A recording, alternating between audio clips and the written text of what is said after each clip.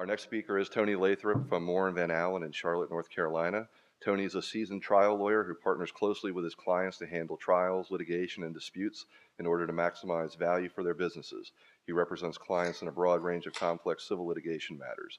Recent matters include federal and state actions at trial and appellate levels involving class action, breach of contract, intellectual property, insurance, eminent domain, and product liability claims.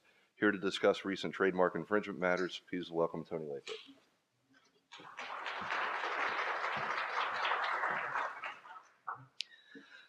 A little known fun fact about Charlotte is that it has the largest concentration of NASCAR racing teams in the U.S. True, it's true. I'm going to tell two fun war stories. One is about the Yankees' recent fight with Evil Enterprises over the Evil Empire trademark, and the other is a North Carolina matter, actually for Service Corp International, SCI, a great client of this network, and have some good folks with that company. Both of these cases, they're interesting stories, and they address unregistered trademarks. And there's a confusion analysis and some fun facts. So as we go through this, you can think about your products or your company's products or various names that you use for different things and how this may apply to you, your company. And I'll try to give some takeaways at the end. These cases, each are unique, and I'm going to go through them. The Yankees case is federal, and it involves, as you'll see, a false suggestion of a connection.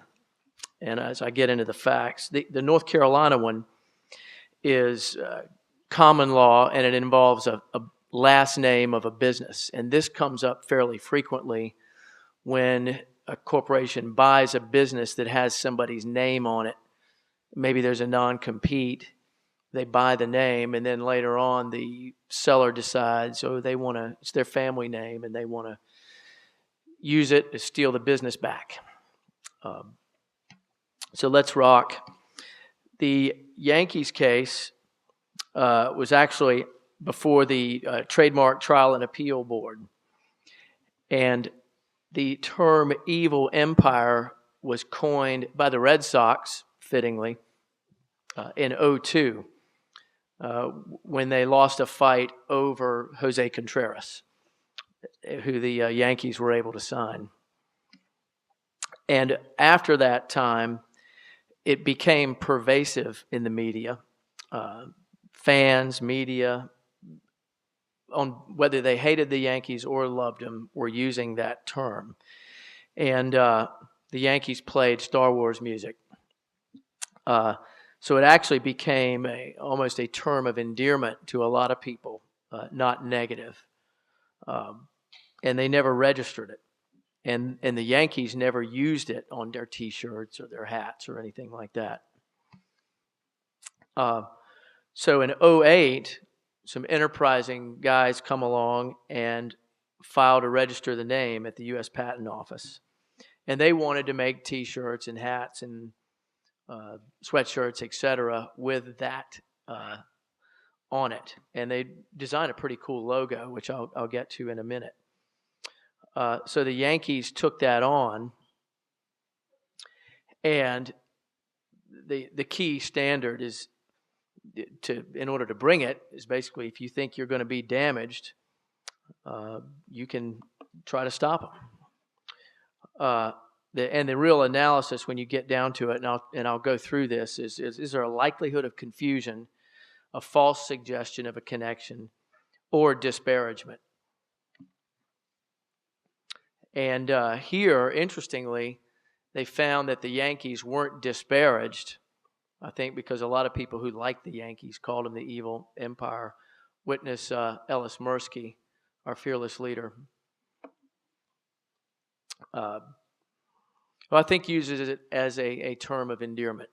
Is that a fair statement?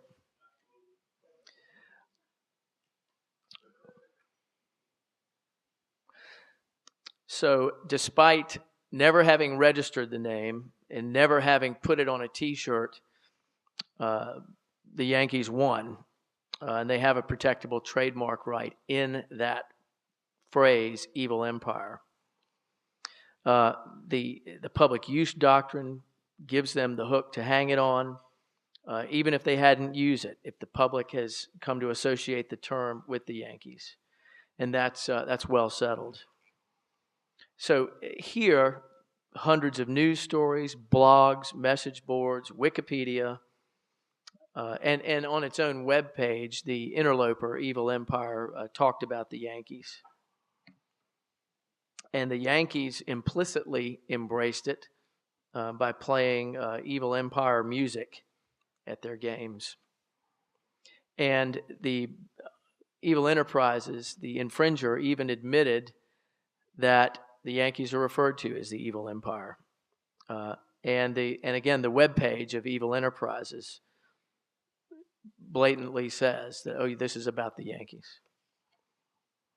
This is a screenshot of the webpage, and it's in the manuscript, but the logo is really cool with the devil's pitchfork and the picture of the devil in the NY. And in the fine print, which you can't see from here, they talk about the Yankees in that small print. So this is a direct quote from the opinion. There's only one evil empire. They've established their priority in the mark, and it was known as the evil empire before the other guys started trying to use it in 2008. And this is just an articulation of the likelihood of confusion standard, which is the legal framework for this challenge. And it so resembles the registered mark, it's likely to confuse when applied to the goods. And here, that's how they applied it. It so resembles the evil empire mark that it's likely to cause confusion. And there's a list of factors. There's a bunch of factors that pertain to likelihood of confusion. And the three key ones were fame of the mark, similarity of the goods, and similarity of the mark itself. And the key factor is fame, and this just drills down a bit into what that really means when you talk about the fame of the mark. And I'm going to skip over that and just commend that to you in the manuscript. Both of those factors favored the Yankees, and it's a fairly factual test, but as it was applied here, the goods were on T-shirts, sweatshirts, jackets, and maybe more importantly, the channels that they used to distribute all these things were fairly similar, in fact, identical, really, the court held. And as you saw, the marks are similar in how they look. Parody is not a defense. Just because they're poking fun at the Yankees doesn't mean the Yankees can't body slam them to the ground.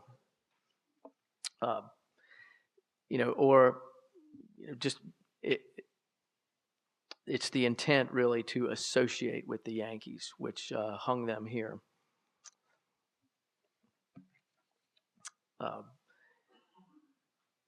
Interestingly, they found that it wasn't disparaging, and I think I mentioned that earlier. So your takeaways, one is that the public use doctrine, even if the mark is not registered, is a way to gain trademark rights without the use in commerce. And so that can apply to different public names and product names and the like that your companies may be using. And you should consider strategically when and how to embrace nicknames if people are starting to if you see it on the web or in the media, associate nicknames with your company. That can be good and bad, but at least it's something to intentionally consider, because you may well be able to stop people from doing it if there's a good business reason. Now I'm going to skip to my other matter, and this was a matter that I and several of my partners handled for Service Corp in North Carolina. As an aside, we have a business court in North Carolina. We've had one for about 10 years. And I know Hugh is familiar with that business court. It provides, the way our system works is the trial judges in a typical state trial court matter are not assigned to one case. So when your motions come up, it's whoever's holding court. Down the road, when it gets time for trial, you take whoever's there. The business court, it's very good for corporations because you get judges that are dedicated to business cases. They stick with the case for the whole time, and there's some streamlined procedures that lend themselves to business cases and complex cases. So it's very useful, and it's more sophisticated than the run-of-the-mill trial court. In this situation, SCI bought a company, McEwen, in North Carolina. McEwen was founded a long time ago in 21 and operated over the years by the McEwen family.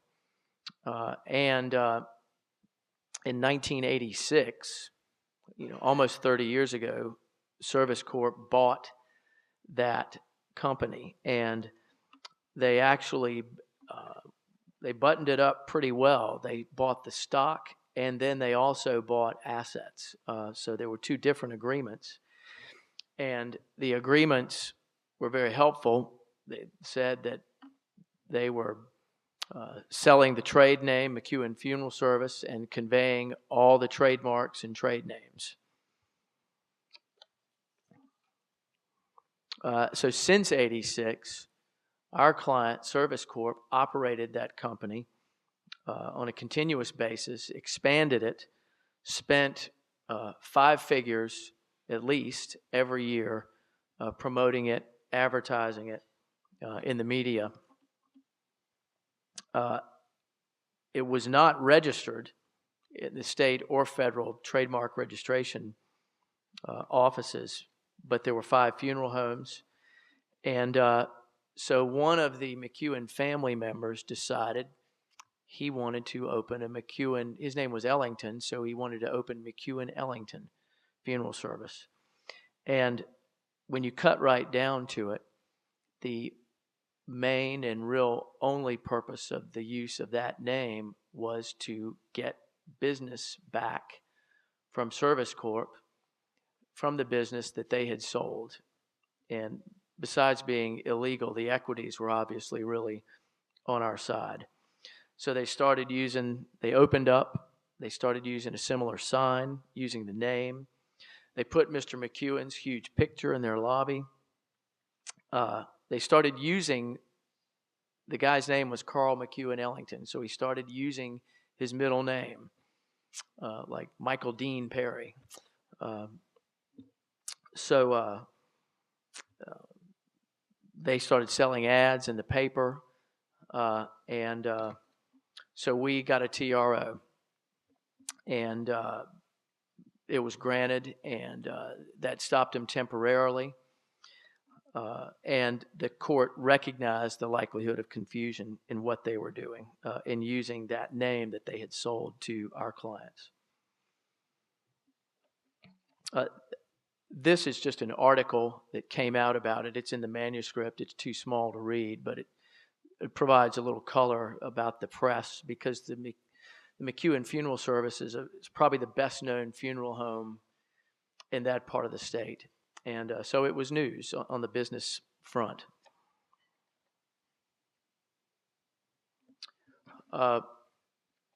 We then found actual confusion. Delivery people were showing up at our clients' facilities with flowers and the like that had been ordered by the infringers. And so that was very useful to us when we went back for the preliminary injunction hearing. So they did, after the TRO, change their ads. This ad is hard to read, but it's in the manuscript, and they stopped using that middle name after the TRO. There are really two primary analyses in the preliminary injunction. One is likelihood of confusion, which is somewhat similar to the federal standard. In fact, I would urge you, most of the time, with some exceptions, most of the time the state law is not going to be so developed on that. And when you have a business court like ours, they're willing to take notice of the federal standard, which was adopted by the Fourth Circuit, obviously. So we argued that. And they also argued, or we also argued, a fraudulent intent beyond the likelihood of confusion. And the court got fairly literal because North Carolina's law wasn't as developed on likelihood of confusion, and hung their hat on the fraudulent intent doctrine to find that that we were clearly entitled to the preliminary injunction, and they held that a surname, at least for now, under North Carolina law, can't be trademarked. And I will skip some of the points on the fraudulent intent doctrine because I'm running short of time. But essentially, the key is it in the same locality? Is there an intent to steal the business? And that's the bottom line. Particularly with the locality. Here, they were using the same services, the same mechanisms, the same industry, same locality to take customers from our client. And that all established intent. It's a fairly factual test, but they put up the sign, had the huge portrait in the lobby, started using their middle name when they had never used it before. And so, again, this just summarizes that test, the fraudulent intent and the intent to injure and to take the goodwill. The fact that the defendants created some corporation names with the Secretary of State and registered the infringing name with the funeral board doesn't hold weight with respect to the trademark analysis. So that wouldn't protect them.